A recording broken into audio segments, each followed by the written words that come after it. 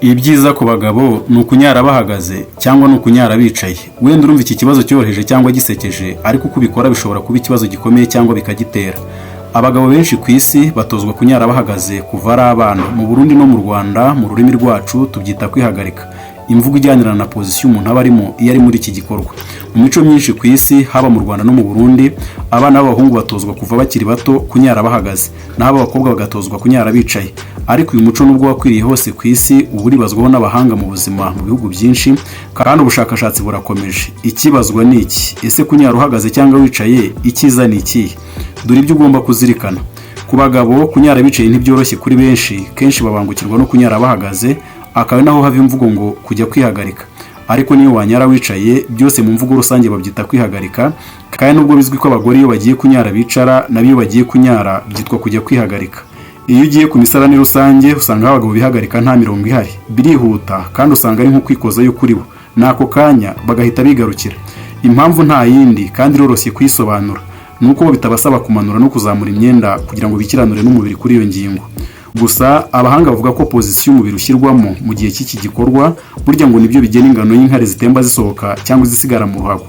Ubusanzwe uruhago rugira ubushobozi bwo kubika inkari ziri hagati ya mililitiro 300 na 600, kandi akenshi turutura uwo mutwaro cyangwa rwumva ruruhutse iyo mu gihe cyo kunyara nibura rusohoye ingano y'inkari kugeza kuri 2/3 by'izo rwari rubitse. None se bisaba iki kugira ngo rworoherwe mu buryo bukwiriye? Kugira ngo ubashe kumaramo inkari zose bisaba urwungano rw'inkari kuba rukora neza. Iyo umuntu arimo kunyara, uruhago rumubwira ingano y'inkari zisohoka rukumva ruruhutse, kandi iyo rumaze kuzura rutubwira ko igihe kigeze kugira ngo umuntu ajye kunyara, ariko runashobora kuzigumana mu gihe utagushobokeye kujya kunyara ako kanya. Kuri bamwe ushobora kumva ushaka kunyara ukabikerezaho iminota kugeza ku isaha cyangwa amasaha runaka. Mu gihe cyo kunyara cyangwa gusohora inkari, iyo dufashe pozisiyo ibereye uruhago, iki gice cy'umubiri giteyeho igitsina hamwe n'aho uruhago ruteretse birarambuka neza. Uruhago ubwarwo ruregerana cyangwa rugasa n'urwikanda, maze rugasohora inkari zose hanze y'umubiri ziciye mu mutsi wabugenewe kugeza zigeze mu gitsina zerekeza hanze y'umubiri. Ikibazo cyacu nyamukuru ni cya kindi: kwicara cyangwa guhagarara mu gihe cyo kunyara, icyiza ni ikihe? Ku muntu ufite ubuzima bwiza mu gihe ashaka kunyara cyangwa ari muri icyo gikorwa, si byiza guhatiriza ngo inkari zisohoke nk'uzikanira. Ariko ku bagabo bamwe na bamwe hari abagira ikibazo cyo kunyara, maze rimwe na rimwe cyangwa buri gihe bakajya kunyara bagasa n'abagomba gusunika ngo inkari zikunde zisohoke ari nyinshi, kandi akabyumva ko kugira ngo zishiremo agomba gusunika cyane nk'uzikanira. Niba bijya bikubaho, itondera iki kintu: ushobora kuba ufite ikibazo cya prostate cyoroheje cyangwa gikomeye.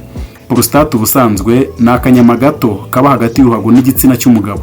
Ubushakashatsi bwakozwe n'ikinyamakuru cy'ubuzima PLOS ONE buvuga ko abagabo bafite akabazo ku nyama ya prostate, ako kanyama gato nyine kari hagati y'uruhago n'igitsina cy'umugabo, ibi bishobora kubangamira inzira y'inkari mu gihe umugabo ari kunyara ahagaze, maze yajya kunyara bikamusaba gusunika cyangwa guhata nk'uwikanira.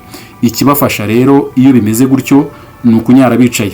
Ubu bushakashatsi bwakorewe ku bagabo badafite ikibazo cyo kuri prostate n'abafiteho ako kabazo. Bwasanze kuri abo bagabo bafite akabazo kuri prostate, kunyara bicaye bigabanya igitutu ku mutsi uva mu ruhago usohora inkari, bigatuma inkari zisohoka nta ngorane kandi vuba. Ariko ku bagabo badafite ikibazo kuri prostate, ubushakashatsi ntibwerekana itandukano nini hagati yo kwicara no guhagarara mu gihe cyo kunyara. Umwanzuro mwiza ni uwuhe?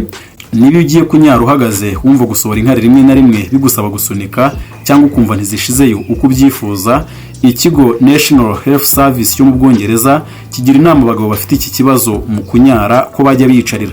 Bifasha uruhago gusunika inkari mu buryo bwiza, zigashiramo kandi bikarworohereza mu mikorere yarwo. Gusa ushobora kuba hari aho wumvise ko kunyara wicaye birinda kanseri ya prostate cyangwa ko ngo bitera ubuzima bwiza bw'igitsina ku bagabo. Gusa nta bushakashatsi buhamya ibi neza. Kubw'impamvu y'isuku, wibuke ko atari byiza kwicara hejuru y'umusarani wagenewe ab'ibitsina byombi mu rwego rwo kwirinda indwara nk'ama-infection. Muri 2015 mu Budage habaye urubanza aho nyine inzu yasabye indishyi umugabo wakodeshaga inzu ye, avuga ko amwangiriza umusarani kubera inkari ze mu gihe ari kwihagarika.